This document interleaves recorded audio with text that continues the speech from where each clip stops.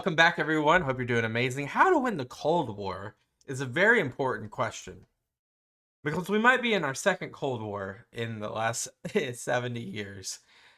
Guys, BlueJay, let's go.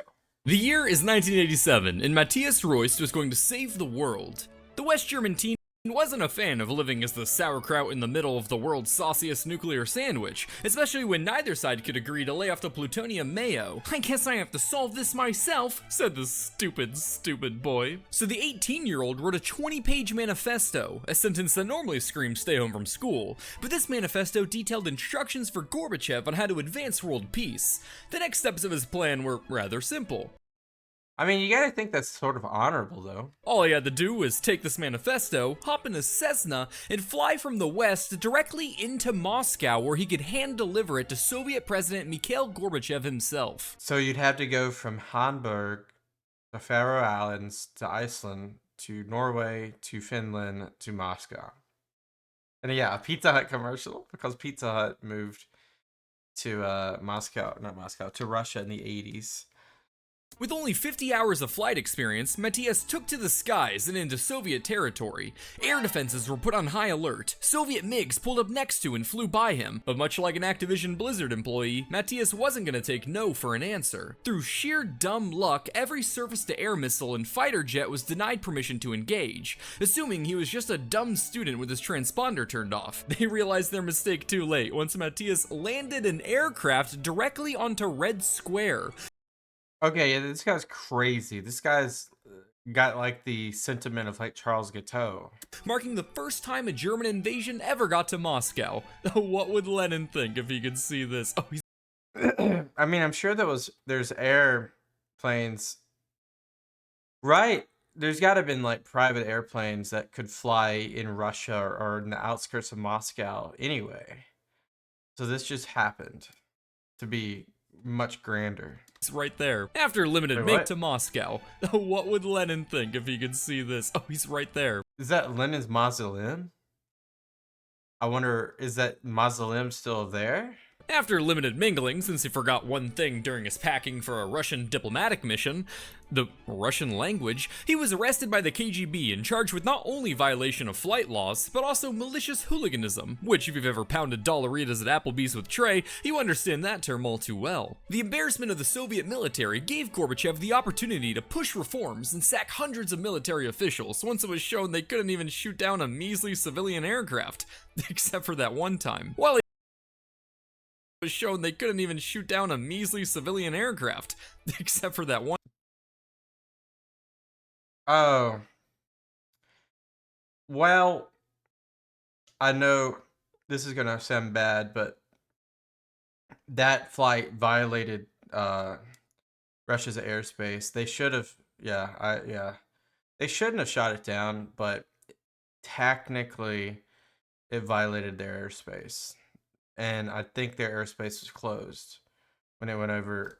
And it was this, I know we're way off course here, but that particular flight, I don't know, is it actually the Korean Airlines flight 007? When it went over that, is it something Peninsula? I forget what the name of it is.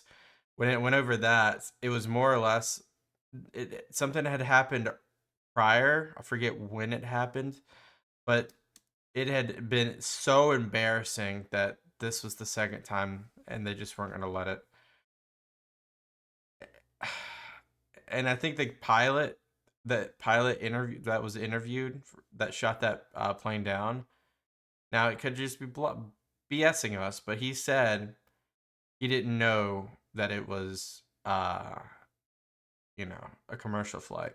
One time. While he wasn't able to build his imaginary bridge between East and West, having at least somewhat of an impact helped Matthias handle this rejection well, but apparently only for 2 years, as he later stabbed a woman to the brink of death for it. Why are you telling me all this? Just giving you some food for thought, Alex, because now it's up to you to end the Cold War and save the world. What? Why me? Why can't you leave me alone? Well, as you can see, I didn't do all that great of a job at it, and also, you're a lot of fun for me. But don't worry, champ. I just saw it's apocalypse outside. I've got a titillating tally of tales of wacky capitalist and commie shenanigans to help teach even you how to win the Cold War. All right.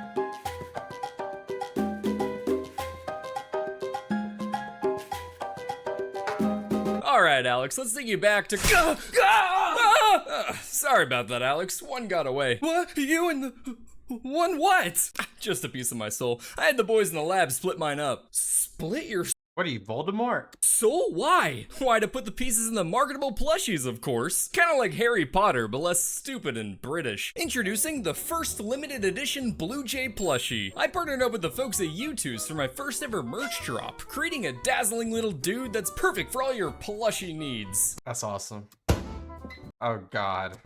Looking for a ceiling decoration? Not a problem. Need a confidant you can trust with all your secrets? He won't tell a soul. We tried. Want to put him in a jar? You can.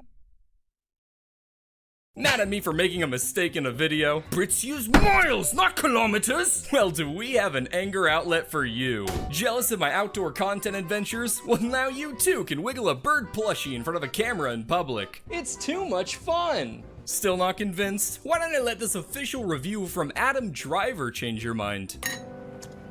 Merch. But my soul can only be split into so many pieces before I'm reduced to a shallow husk of a bird. So click the link below and throw your money at your screen before it sells out forever. And W. now, back to the video. It's the mid-1940s. The end credits roll on the World War sequel, and the Allies are partying in Berlin to celebrate Hitler's first good painting. But the fanfare can only be short-lived, as a new tension was already brewing over the world's path forward: capitalism or communism. At the helm of this debate were the two superpowers, the United States and the Soviet Union, both of whom fought harder to collect economic allies than Nazi scientists. There was only room for one top gamer in this post-World War II scene, and as the main actors were now considering a trilogy, one was feeling rather confident with their early access to the nuclear DLC. And that is why we must abolish private property. Break free of your chains, comrade. Ah, I see. That makes a lot of sense. But see this? A yo-yo. Pretty cool, huh? Whoa, what is that? Capitalism, baby. I like that. Just wait till you see Chia Pets. Democracy is indispensable to socialism. Yeah, okay, buddy. I didn't want to go here. But under capitalism, our boys back in Los Alamos cooked up a fun new toy for us. So you might want to reconsider. So is that, how'd they get it? What's the matter? Gulag got your tongue? Wars were a lot more fun when you could kill civilians in very specific places, usually far away. But now that complete annihilation could be achieved from the press of a button by a teenager drafted from some farm in Idaho, countries were understandably a lot more hesitant to kick off World War III. Alright, we don't want a nuclear holocaust, so let's just set down our guns. But proxy wars aren't the only way to win the Cold War. So yeah, Korean, Soviet War, and Afghanistan, and the Vietnam War all. Vietnam War started in 55? I guess it did. Or Alex, points towards victory could be scored through culture, intelligence, science, or military. Now let's take a look at what the US and Soviets did to try to score points in these categories. You got this idea from the Civilization games. Shut the fuck. This is different. It is from the Civilization games. When you think intelligence, you probably picture a charismatic Brit from the 50s, goofy spy gadgets and gizmos, or a charismatic Brit from the 60s, and maybe a certain blue bird from the internet? No? Okay. Anyway, while the reality of Cold War espionage consisted of a more mundane cocktail of surveillance and asset handling than a gin one, it did have its more shaken moments from time to time. Take Acoustic Kitty, the CIA project to transform your typical everyday cat into a world-class spy. That is cool. That seems like a very bad 2000s movie, but I'm listening. The idea was to fit a cat with a microphone and radio and train them to approach Soviet officials to catch all that juicy commie gossip. Wouldn't they easily see a microphone and transmitter on a cat? Well, only if they're on top of the skin. What? Those lab boys back in the CIA dungeons decided to cook up a little Frankenkitty, surgically implanting a microphone in a cat's ear canal, a transmitter at the base of its skull, and an antenna down the spine and tail just beneath the fur. With I'm not surprised at all. Not at all. their crime against nature complete, they just need to train the cat, deciding to use audio cues to control its directions. But as you cat owners already know, it doesn't matter how close you can get a cat to RoboCop, they'll always end up doing whatever they want. Yep. So while initial testing went well, outside the lab, it would just wander off whenever it got bored or hungry. And it was then that the CIA realized their mistake in this whole operation. They forgot to bypass that pesky sense of hunger. After one more operation, their abomination was now trained, wired, and hungered for nothing but tanky blood. The perfect cocktail of conditions for its first mission. Okay, we're here. time to let the cat out of the bag. I'm reporting you to HR, Scott. Okay, Agent 009 Lives, this is what we've been training for, alright, buddy? It'll be a quick in and out, 20-minute mission. Just walk up to the guys on the bench and listen to what they have to say. Don't let curiosity kill the cat. Why are you allowed to? Because I have tenure, Scott. Alright, Agent, here we go. Well, he's got 8 more lives, right?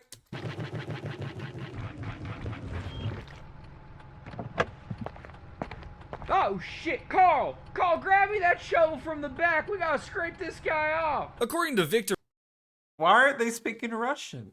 Marchetti, the cat was released from an unmarked van to eavesdrop on 2 men outside the Soviet embassy in Washington, D.C. when it was hit by a taxi. Oh my god, I thought that was just BS. It's true? Almost immediately. Well, I know you had a lot riding on this acoustic kitty project, Ryan, but don't worry. I've had the boys back in the lab work on a new project that's sure to cheer you right up. It's a dog. Introducing Electric Kitty. Oh my goodness. Robert Wallace disputed this bitter end, stating that in reality, the project was abandoned because the cat was too hard to train. Therefore, the equipment was surgically removed and it lived a, quote, long and happy life afterwards. Whether you believe the comically bad ending or the suspiciously happy one is up to you. But regardless, Acoustic Kitty took 5 years and $20 million just In that day and age, I wonder how much that would be adjusted for inflation. to end up in the trash can. Kinda like my college degree. But with that big of an investment, I guess the lesson we could take away here is that there's more than one way to skin a cat. I hate you so much. How about we take a peek at Soviet espionage, Alex? Oops. Looks like someone wasn't a good double agent. Jesus, was that necessary? Yeah, nobody really likes intel leaks, especially the Soviets, whose counterintelligence programs were far superior to the West. The key to their effectiveness was quite simple. All they needed was a totalitarian state with an authoritarian government who gave them free rein to target absolutely any threat to sensitive intelligence, whether real or imaginary. As you can guess, many innocents were executed through these tactics, but their deaths Yeah, like a umbrella of paranoia is rooted here. not be in vain, Alex, for this aggressive mindset helped perfect Soviet murder tactics. Introducing the Bulgarian umbrella, perfect for all your rainy day and political dissident silencing needs. While appearing as an ordinary umbrella on the surface, this crafty device contained a hidden pneumatic mechanism that shot a ricin-filled pellet just 1.5 millimeters thick, or 15/254ths the thickness of a gumball to help you visualize. This elusive gadget made perfect for an assassin who needed a masquerade as, say, a comically inconspicuous British aristocrat on his morning stroll over a London bridge, which just so happens to be the exact circumstances where one Georgy Markov was assassinated in 1978. Hello, fellow Brit. Hello. I see you've noticed my umbrella. As my babushka always said, Simrasat mir adinotrish. Oh, I What? mean grandmother. Why does your umbrella have a mag? In case I need to reload. You never know when you might miss. The rain. Uh-oh, looks like it's raining. Here, let me open my umbrella for you. Georgy Markov was a Bulgarian dissident writer who defected to London in 1969, where he continued to critique the Bulgarian government at the BBC and Radio Free Europe. But even with all traces of his name and books scrubbed away in Bulgaria, dictator Todor Zivkov couldn't stand Markov's continued existence, Hey. smearing his name overseas. Ugh, what a day. Maybe I'll listen to some BBC. I think I've earned being a little naughty. This just in, Bulgarian correspondent Georgy Markov has informed the BBC that Todor Zivkov, quote, pours his milk before his cereal because he's a big, stinky, dumb poopy head. Well, I say, that is poopy head behavior, Todd. With technical assistance from the Soviet KGB, Zivkov had the Bulgarian Secret Service assassinate Georgy Markov on his own birthday. The Dang. writer was on Waterloo Bridge in London when he felt a sharp pain in the back of his leg and turned to find a man pick up an umbrella and immediately step into a taxi. He became sick that same evening and 4 days later he was dead. After an autopsy, a metal pellet with drilled holes was discovered in his leg, and the media went crazy over the umbrella murder story. On What? That is like I've never heard of such. Wow. paper, this sounds like a textbook espionage dub for the Eastern Bloc. But then again, when the Bulgarian umbrella is more present in Western media than actual history, who really benefited most at the end of the day? I mean, I don't know if you can really call an episode of NCIS as capitalizing more. That sounds. Oh my god. Oh, I gotta love NCIS. That sounds just like an episode of NCIS. More than an actual assassination. You're right, I'm just being facetious. The Soviets definitely take the intelligence dub in this bout. While the CIA get points for creativity, coming up with an intricate and elaborate cyborg cat spy thing, the Soviets kept it simple. Squeeze air and poison go forward. So Alex, the lesson here is at the end of the day, it doesn't matter how cunning or crafty you try to be, you'll never be as effective as good old-fashioned murder. Next up is the science victory, and what better bout of science in history is there than the space race? US wins. The space race was a competition between the Americans and Soviets for superior spaceflight capability, and while many people today think this was settled when Elon bitch-slapped Bezos by putting a Tesla into orbit, the real story is much more nuanced. Both nations have their aerospace origins in the late 19th, early 20th centuries, with Konstantin Tsiolkovsky and Robert Goddard, who are considered two of the founding fathers of Founding fathers of aeronautics include the Space Buddies and Jar Jar. aeronautics. Both of these guys made a bunch of important early rocket advancements. For example, Goddard is notable for inventing the first liquid-fueled rocket. Sir, I did it. Come quick.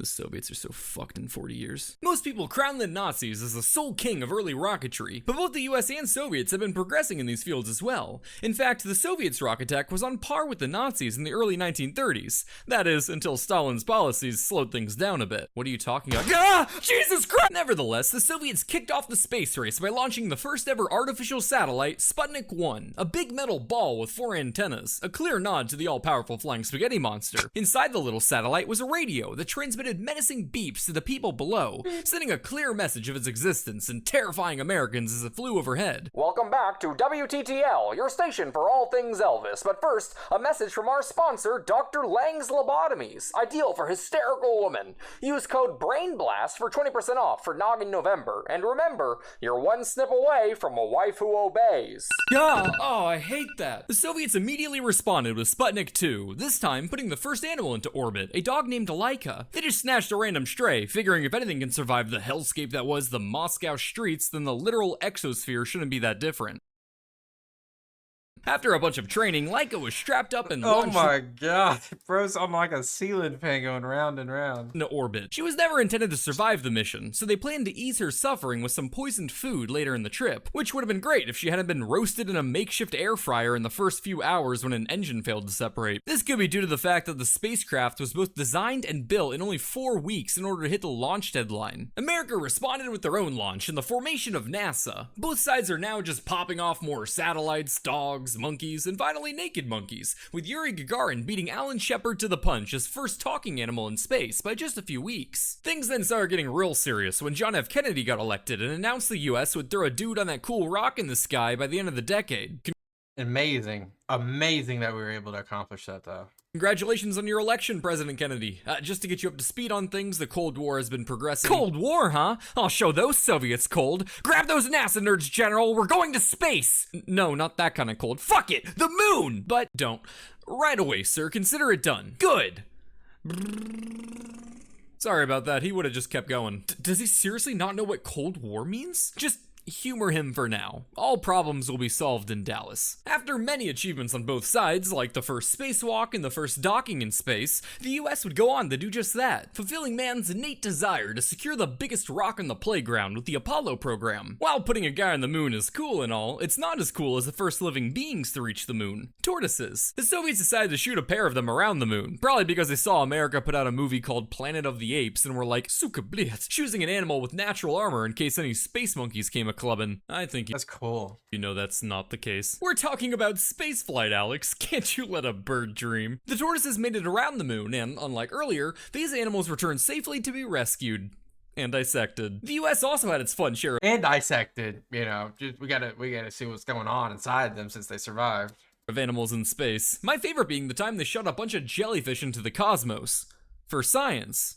They swear. 2,000 of the little critters went up, and chemicals were used to get them swimming and reproducing, which they did. Very well. They landed with 60,000. But once the astrofish came back, they weren't able to swim around very well, because they just straight up didn't have a concept of gravity. Run, Aaron! Gravity doesn't apply to them! The space age deserves an entire video of its own, but I know you nerds are foaming at the mouth to hear who I think won the space race. Let me just put it this way. Between the two countries, only one killed the cutest dog I've ever seen and later had their own scientists regret it and claim they didn't get enough out of the mission to justify her death. So that's about as clear of an L as I've ever seen. And Yeah, it's not even close, actually.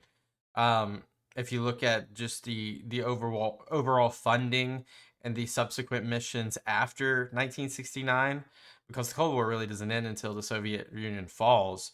So you obviously have to just the missions alone and the amount, and Epic History does an amazing job on the Apollo program, which we've done videos on. So go check that out if you're very interested in that. And for God's sake, I am glad that there was no jokes around the moon landing being fake, unless it was facetious. Because holy heck, there's too many people that think the moon landing was fake. And I'm embarrassed for you.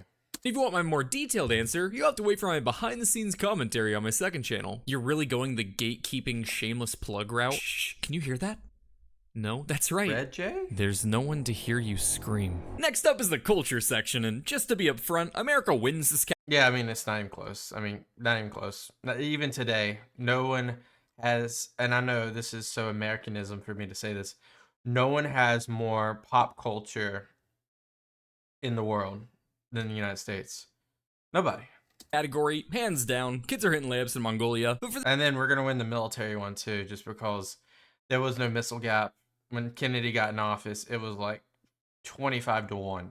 the sake of checking all our boxes, we're gonna talk about it anyway. Soda, pop, or carbo, as I guess some degenerates call it, is just about as synonymous with America as the bald eagle itself. And that was precisely the problem for Georgy Zhukov. Hero of the Soviet Union, defeater of Nazis, Zhukov became a big fan of Coca-Cola ever since Eisenhower introduced him to it around the time of World War II. But the delicate fizzy cocktail was banned in the Soviet Union, and Zhukov, being prominent in the public eye, couldn't be seen consuming a symbol of American imperialism. We know what happens when Stalin gets cranky. So he decided to reach out to US President Harry Truman for a solution to his dilemma. President Truman? Zuki, are you considering defecting? No, stop asking. I was actually calling to see if you could help me acquire some coke. Well, we were saving most of it for black neighborhoods, but I think we can work something out. No! Oh my god. Not that cocaine. What are you talking about? Wow, Jesus, I'm talking about Coca-Cola. I can't be seen getting it in the Soviet Union. They wouldn't allow for it. Can you help me out with this? Maybe you could? Other than overthrowing my government. I'll get you one of these days.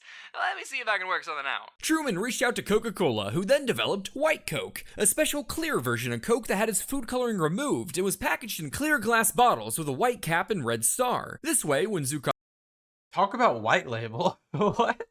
wanted a nice refreshing Coke, the public wouldn't see their idol drinking a Yankee abomination, just half liters of vodka. In the image of war hero turned alcoholic veteran was a Soviet-fitting brand the public could very much so get behind. But let's check on America and the yin to Coca-Cola's yang, Pepsi. In 1959, Pepsi participated in the American National Exhibition in Moscow, where we showed off what it means to be an American. Here we see Soviets observing a motionless car from behind, an allusion to driving in an East Coast city. Over here, Khrushchev is experiencing the wonder that is an American kitchen. Will he try his hand at operating the washing machine? No, they brought a woman for that. Gee, watching your wife work sure is tiring. How about a nice refreshing Nixon's there too. Interesting. Pepsi to take the edge off? This photo was exactly the marketing juice PepsiCo needed in the ongoing cola wars, and it led to Pepsi acquiring a monopoly on cola in the Soviet Union. Wow. With restrictions on the ruble, Pepsi exchanged their scrumptious syrup for vodka, which they could then sell for cash. This deal remained in place until Pepsi's growth outpaced the vodka's growth, leading to a renegotiation. Yeah, this vodka deal was great and all, but there are only so many kids with fake IDs in the States. Not to worry, comrade, we've arranged an offer for you. What is this? Something to go with naval fleet. Ah, there it is. What are you doing? You wanted me to bring something new to the table, so I bring ships to table. Thank you, Igor. Пожалуйста. Figuratively! Bring something figuratively to the table! And why would I want a naval fleet? To help with your current conflict with Coca-Cola. You are in Cola War, are you not? Figuratively! The Soviet Union gave Pepsi 17 submarines, Huh? Not actual vessels. a cruiser, a frigate, and a destroyer as payment for soda. You may have What do you mean not actual vessels then? I don't get that. Like, help me understand. Heard this story before, as it's become somewhat of an internet legend in recent years, with articles and your know-it-all nerd friend Kevin claiming this trade made Pepsi the 6th largest navy in the world at the time. I don't know about this. What? This actually wasn't quite the case. These vessels were outdated and gonna be sold for scrap, but even still, they wouldn't have made Pepsi even remotely close to the 6th largest navy in the world at the time. In fact, when I dug into this story deeper, there seemed to be a lot of scrutiny as to whether or not this even happened in the first place. I was able to find 2 articles from 1989 claiming the sale did take place, and political expert Dr. Paul Musgrave wrote a feature about the story, and says that it definitely happened and is attested to in other sources. To me, it seems most likely that Pepsi acted as a sort of middleman in the exchange of Pepsi for a few $1 million worth of Soviet vessel scrappage. But this was just a small fry compared to the big kahuna that would transpire the coming year. A multi-billion-dollar deal where the Soviets would build brand spanking new oil tankers for Pepsi. That's right, liquid gold for fizz to behold. Things were starting to look Coke's better than Pepsi. up for little old Pepsi. Well, surely a multi-decade monopoly would consolidate a strong lead in the market. Oh, that's embarrassing. Dang. Last but not least, we have the military category. The US and Soviets had to get creative with this one, as in the world of nuclear juiciness, we typically want to avoid terraforming the Earth into a radioactive wasteland. But the moon is fair game. It's 1958. Americans are panicking after the Sputnik launch, and the US needed a strong response to show they weren't falling behind. Okay, boys, where's Captain Lloyd? I believe he's taking his wife to an appointment at Dr. Lang's lobotomies. About time. Anyway, let's get started. We need to do something big to boost public morale. What do you got for us, General Clint? The Army is working on our own satellite program. I say we put our faith in the Explorer 1 launch. That'll be good, but we'd still only be second. What about you, Major Tom? I believe we should focus on Project Mercury, sir, and putting the first man in space. Good, I like it. And your thoughts, Alfred the Moon Hater? The United States kicked off Project A119, a plan to detonate a nuclear bomb on the moon's surface. Every time we watch the BlueJay videos, there's always like 1 or 2 use cases of just the biggest stupendous idiot I've ever seen in my life. Their hope was that the explosion would be large enough to be visible from Earth with the naked eye, and consequently boost public morale once they witness the extent of America's might. But of course, they'd need to sell some additional reasons beyond explosions are sick, bro. So it would help answer some rudimentary astrogeological questions? What? Yeah, science and shit. A team of America's top minds got to work calculating the sweet spot between popping off the world's most expensive firecracker and flashbanging the northern hemisphere while kinetically bombarding Venus. They landed on a warhead with a 1.7 kiloton yield, detonated right on the ironically named Terminator line, where the light side of the moon touches the dark side, but not too far over where it's all dark and scary. While it was found to be technologically feasible, this project was canceled. Yeah, what happens if it doesn't get there? What happens if you see you have a Challenger moment? Then what? Then what, scientists? Then what, generals? Obviously, this is so stupid that it probably wasn't considered past like the first round of revisions, but it's, someone had an idea. Someone had this idea. For a few reasons. One, they were afraid of the danger to the public if the launch were to fail, which if we just take a peek at launch success rates in the 50s and 60s, we'd call this worrisome. Yeah. 2, potential nuclear fallout would have made the moon landing photos look less like a heroic triumph and more like an HBO show. And 3, because they feared exploding nukes on the moon might look, you know, cartoonishly evil or something. Personally, if it were up to me, I'd say act first, make YouTube apologies later.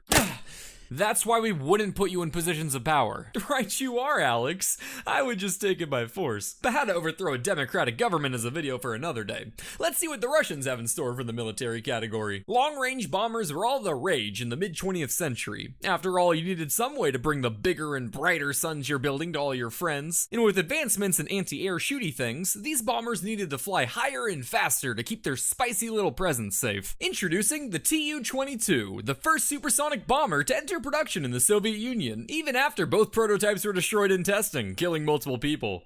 Third time's the charm, eh?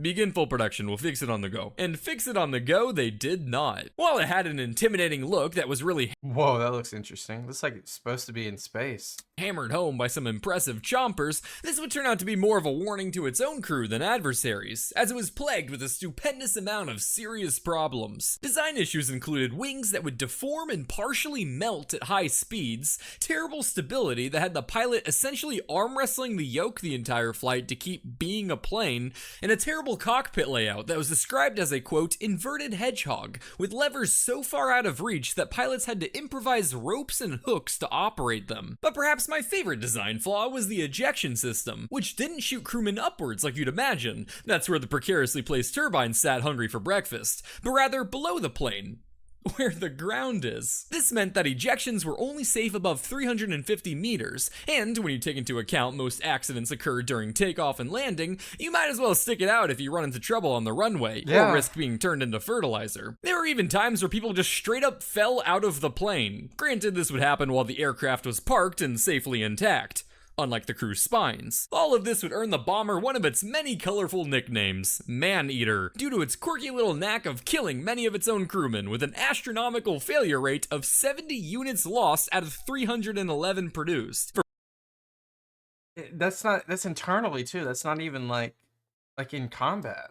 For my Baldur's Gate friends out there, that's roughly equivalent to rolling a d4, and if it's a 1, you die. All things considered, pilots were not very excited to fly this death trap. However, it was an extremely sought after assignment for crews, and that, my dear Alex, can be traced back to the coolant system. Coolant? That's right, Alex. The cockpit had an overheating problem that was solved with an evaporator supplied with a shocking amount of coolant. This coolant was a mixture of 60% distilled water and 40% ethanol, and when we pour that into our handy little analyzer here, it ran on vodka? It ran on vodka, yes. Naturally, there were numerous reports of crews drinking the plane's coolant and getting, quote, paralytically drunk, earning the plane its most popular nickname, Supersonic Booze Carrier. Pilots of the bomber even had complete control over how much coolant was consumed during flight, or if any was used at all. Jesus, you look terrible. My name's actually Vlad, but thank you, sir. I just need to cool off. Did you and Alec run out of coolant? Oh yeah, we used it up real fast, and we didn't kiss or anything. What? I'm just saying, I didn't kiss a guy. I was just asking. You're just coming off really accusatory, and I just want to be crystal clear that I did not gingerly touch lips with Alec. Nothing happened. Right. Do you need more coolant then? That would be most appreciated. Interestingly, it appeared as though the coolant was utilized with a shocking efficiency, as aircrews post-flight reports would show 100% of it was used during flights. The Air Force would later crack down on this, restricting access to bombers between flights and closely monitoring coolant. How is this a problem? Levels. However, keeping Russians from vodka is like trying to keep predators from Roblox, so they found a way to keep the practice alive anyway. While neither of these stories are really strong wins for either side, I'd have to award the Soviets the point for this. No. I guess in stupendousness, but like if we were being real, it wasn't even close, obviously. Like obviously it wasn't even close. And I'm not just coming off with Western propaganda. Like there was no missile gap. The United States had so many more missiles, so many more nuclear warheads, so many more V2 rockets, and everything in between. It wasn't even close. If you just look up the numbers of what's it called? Of like the missile gap in 1960 to 61, and then look at like where the military stood in around 1980 as well. Wasn't even close. But in terms of stupid stuff, I guess we can go with BlueJay. This one, as between the two, well, it actually happened, and for all its flaws, you mean people dying? For all its flaws, it at least helped boost airman morale. And as my cool college friend Scott once said, stop bringing your Game Boy to the club. I mean, when life leaves you drowning in stress, might as well choose the liquid. He flunked out, but I think the wisdom still stands. So, Alex, looks like we've got a solid tie here. Think you've got what it takes to win this Cold War? What? Half of these stories were disasters. I didn't learn anything useful. I've got no idea what to do. Alex. What did Scott say about drowning? Choose the fluid? Choose the fluid, Alex. Attaboy. Now plug my merch. Good. The Cold War. 9 out of 10 stars. Interesting stuff. Yeah, the Cold War was an interesting time. These were really funny. We're not going to take this too seriously. Why would we ever take a BlueJay video too seriously? But this was funny. I I've never heard about a lot of these things. The space thing was I think I heard about the space thing, but I did not know about the turtles. I Let's see what else we talked about. Did not know about this coolant thing, and I'm surprised they didn't die as well by drinking that coolant. The umbrella story was so cool, though. I will say that was cool. The cat story, what the heck? Poor cat. Um, the moon thing, yeah, those are idiots, and they should never be in power again. Guys, thank you so much for watching. Leave me some video suggestions down below. I hope you have a good day.